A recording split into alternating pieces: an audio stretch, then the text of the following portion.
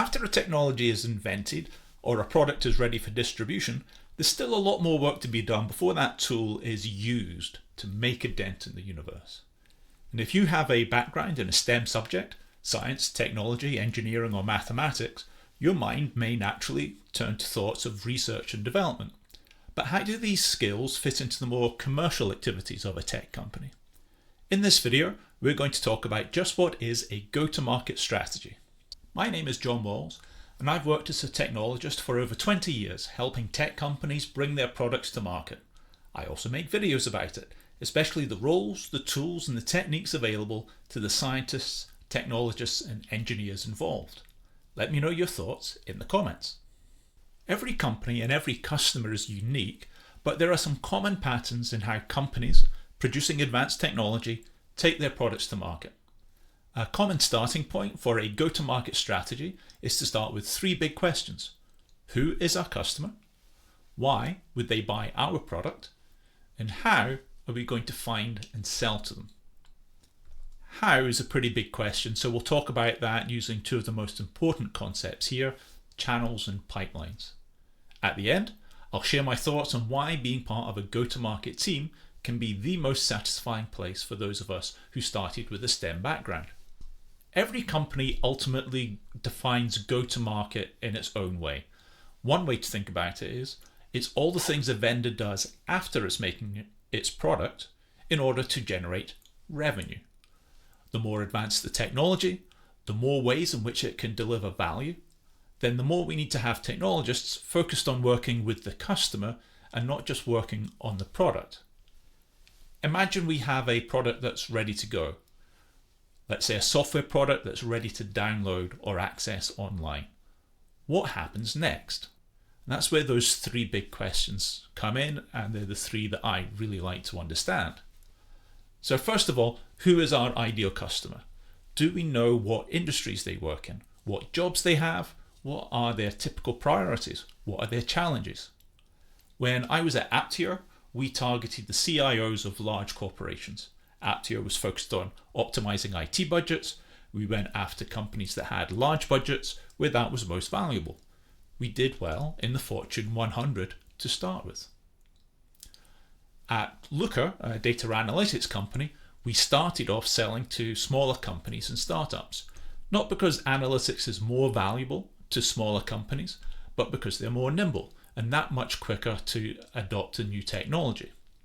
In both cases, we would sell to the non-ideal customer, the smaller company at Aptior or the larger company at Looker, but those weren't our ideal targets, when we were planning our go-to-market, when we are really focused on those early wins.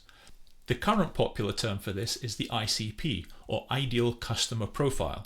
As a technologist, you can think of this as knowing who has problems that your tech can solve. You want to understand their responsibilities as well as being expert in your technology. That leads us to why anyone should buy your tech. You might have heard phrases like your value proposition or your key differentiators. Especially in the startup world, you'll hear about reaching product market fit. That moment when you really understand what your technology makes possible that your customers are willing to pay for. The saying goes that people don't want to buy a 1/4-inch drill bit. They want to buy a 1/4-inch hole. In other words, I wasn't thinking about the specification of all these bits when I bought this set. I was thinking about mounting some items on the wall, and that was what was important to me. And superficially similar products can serve very different purposes. That same size of drill bit might be used in making furniture or constructing buildings, and different customers might want the sharpest or the cheapest or the longest lasting bit. The sales and marketing team's job is to make sure that the bits your company makes are being used by as many people as possible. So the role of the technologist in that function might be to have expertise in construction methods or building regulations. We're there to advise on which tools suit which purposes. And if we are good, we're proactive. We're inspiring people to build things, to achieve things that they would not otherwise have done. Which is a nice thought, but how will we find these customers and work with them? I can buy a drill bit at a store. I can rent equipment for the weekend. I can hire a builder and not worry about buying any equipment at all. In other words, what channels does your company have access to? Which is a complex, multi-dimensional question. So let's look at it from an analytical perspective. Imagine we're a SaaS company and we've made $100 million in revenue. The CFO might break that down and say, we made $30 million from direct sales to new customers, $20 million from expansion into existing customers, $20 million via partners, $30 million from online sales. Or maybe we'd group that as $70 million from enterprise contracts, $30 million from self-service subscriptions. Or it could be $50 million from domestic sales, $50 million from international customers. There can be dozens of ways to break down the number. And all of those breakdowns provide a different and useful perspective on a business. Channels can help you think about hard choices to prioritize your work. Take a small startup, managing its burn rate, the speed at which it uses up its cash. It has to make a staffing decision, and they can hire a new sales rep or invest in a marketing campaign. That represents a decision on which channel is expected to provide the most growth, sales-led versus product-led. On the tech side, the equivalent decision might be choosing to hire a solutions engineer that engages directly with individual customers to solve their problems, or a developer advocate who would focus on showing large audiences how to build solutions with a new technology. And another perspective is the funnel or the pipeline. So sales and marketing involves a lot of hard numbers. Figures vary, especially between different segments, different industries, but it can take $3 to $5 of potential new business opportunities to generate $1 of actual revenue. You can imagine any given customer or new business opportunity flowing through the pipeline from left to right. And at key stages, we lose some customers. We engage with more prospects than we have companies actively evaluating our technology, and we support more evaluations than we close and win as deals. And at each stage of that process, technologists are driving things forward.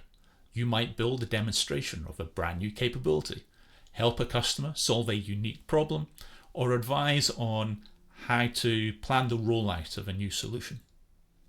And that brings us to the last topic for today, which is why go-to-market teams are such a great place to work for scientists, for technologists, engineers, and mathematicians. From a simple compensation point of view, it's a good career. The tech sector, everything from software to biotech, is a big part of the economy, and people who can keep up with the trends in their industry are valuable. On a personal level, you get to work a few muscles that you may not get from a straight technical path. You are probably going to meet more people and customers than you would in the product team. It can be exciting and energizing to constantly work with people whose work or even lives are improved by what your company makes. There's a little bit of the performance art as well. Steve Jobs used to talk about the intersection between technology and the arts. There's a similar thing in sales and marketing. I personally enjoy playing in bands, and I've worked with a lot of colleagues who enjoy the live interactivity of marketing events and sales calls and the like. It's also about performance in the competitive sense of the word. If you like the idea of getting on the playing field, winning against the competition, then applying your skills in the sales arena could be a good fit for you. And finally, just overall, getting a product to market is a fun challenge to solve.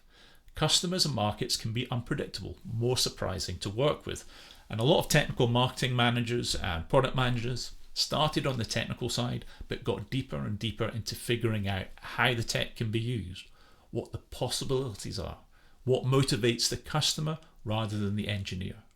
Thanks for watching. I hope you found that interesting. Put your thoughts and questions in the comments below. 3, 2, 1.